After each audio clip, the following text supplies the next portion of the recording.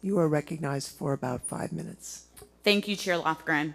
In the 2020 election, a record-shattering 4.93 million Georgians made their voices heard when they cast their votes. 6 weeks later, Georgians did it again, showing up in record numbers for the Senate runoff election that changed the direction of America forever. Taken together, these two elections represented one of the greatest moments for democracy in the history of Georgia and America. But then, Georgia's 2020 election results were placed under an unwarranted microscope by so-called election integrity watchdogs because of what was at stake. 3 recounts and multiple lawsuits later, the results were clear. Democrats and Republicans alike agreed our election was free from fraud. Our elections have been free and fair because of hardworking, nonpartisan election officials who are used to working behind the scenes to ensure that everyone's sacred vote gets counted. Georgia's Jim Crow 2.0 voter suppression law, SB 202, which was signed into law by Governor Brian Kemp, breaks down crucial safeguards for independent elections administrators.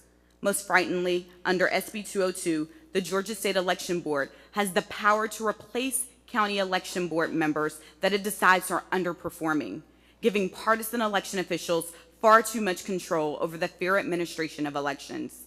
Partisan pressure and subversion tactics have no place in our elections, plain and simple. Unfortunately, election subversion is not some far-off hypothetical.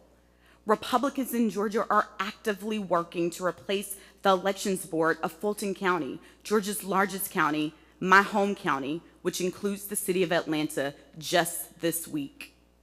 This Monday, Secretary of State Brad Raffensperger said, "I've repeatedly called the State Election Board to use its authority under SB 202 to replace Fulton County's elections leadership." This is despite the Secretary of State previously certifying Georgia's 2020 election results and fighting against accusations of election fraud in the state. Additionally, on July 15th, House Speaker David Ralston sent a letter to Director Barron requesting that he ask for the Georgia Bureau of Investigation to conduct a forensic investigation into the Fulton County Board of Elections procedures. These are only 2 examples of Georgia Republicans fueling election subversion as they played to their political base. But Governor Kemp, Secretary Raffensperger, House Speaker Ralston, and their colleagues are scared to say the quiet part out loud. Fulton County is full of voters who look like me. We might not be counting jelly beans in a jar, but election subversion seeks the same results, suppressing the votes of people of color and those most marginalized in our communities. Beyond undermining our democracy, targeting dedicated election officials is putting lives at risk. Director Bering and his staff have received death threats. Black staff members of the Fulton County Board of Elections have been called every racial slur that you can imagine. One poll worker, having been harassed by the former president, is now in hiding, and her life has been turned upside down. This needs to change, and ending election subversion should not be a partisan issue. Secretary Raffensperger's own employee, Gabriel Sterling, took a stand in December against members of his own Republican Party who are peddling conspiracy theories and undermining our democracy. Someone's going to get hurt. Someone's going to get shot. Someone's going to get killed, Sterling warned. It's not right. I thank the House Committee on Administration for holding this hearing because our democracy is at stake. It's not just Georgia where this is happening, y'all. Legislation has been introduced this year in nearly every state to limit access to the ballot box. We don't have time to wait and see what might happen.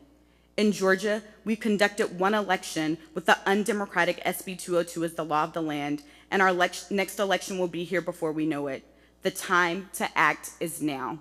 To anyone who wonders what they would have done during the civil rights movement, now is your time to find out. You're either on the side of democracy or you aren't.